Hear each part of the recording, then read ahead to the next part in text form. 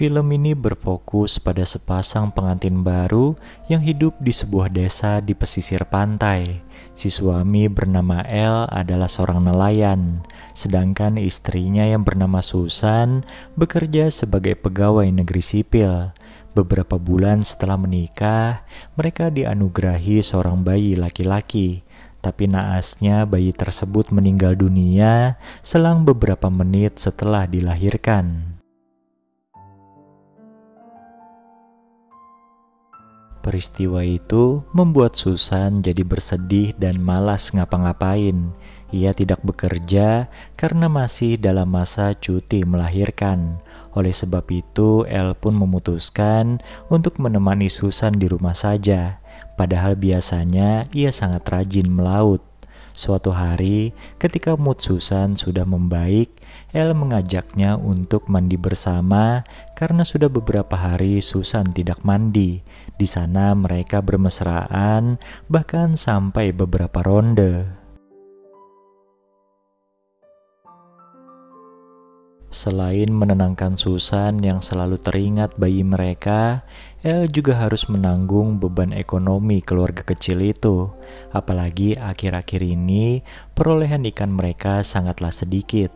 Suatu sore, El dan Susan menikmati pemandangan dari pinggir pantai. Di sana Susan mengungkapkan rasa bangganya pada El yang selalu setia padanya. Susan pun berseloroh, ia akan tahu El berselingkuh dari aroma tubuh suaminya itu. Tak seberapa lama, datanglah Abi, adiknya Susan, yang ikut nimbrung dengan mereka. Di saat Susan sudah mulai bekerja, El malah mendapat musibah. Ia tertipu sebuah koperasi simpan pinjam di mana El menginvestasikan uangnya. Mendengar kabar tersebut, ibunya El pun sampai terkena serangan jantung dan kini sedang dirawat di rumah sakit. Di hadapan Susan, El histeris menangisi nasib naasnya. Susan pun memberi saran agar El menagih hutang pada orang-orang yang meminjam uang padanya. Melihat El sedang kesusahan, Dindo temannya El berinisiatif untuk menagih hutang tersebut.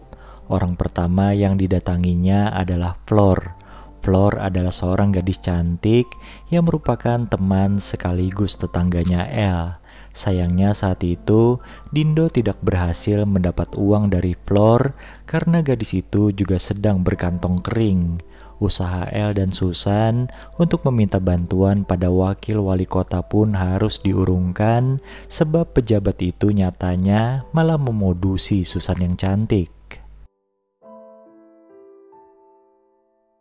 Kondisi yang makin runyam itu membuat El jadi gampang emosi hingga berkelahi dengan beberapa pemuda kampung. Untungnya ada Flor yang melerai mereka dan mengobati luka El. Perhatian dan kelembutan Flor membuat El jadi tergoda hingga akhirnya mereka pun bermesraan. Ternyata Flor ini juga ada hati dengan El. Karena kelelahan, El pun tertidur dan lupa bersih-bersih. Nah, dari keteledoran inilah Susan jadi tahu suaminya berselingkuh hingga ia pun mengamuk sejadi-jadinya.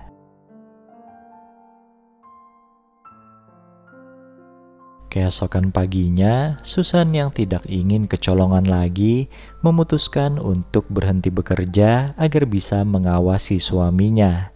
Tanpa sadar, Susan juga keliru menuduh Abi adiknya sendiri yang telah berselingkuh dengan El.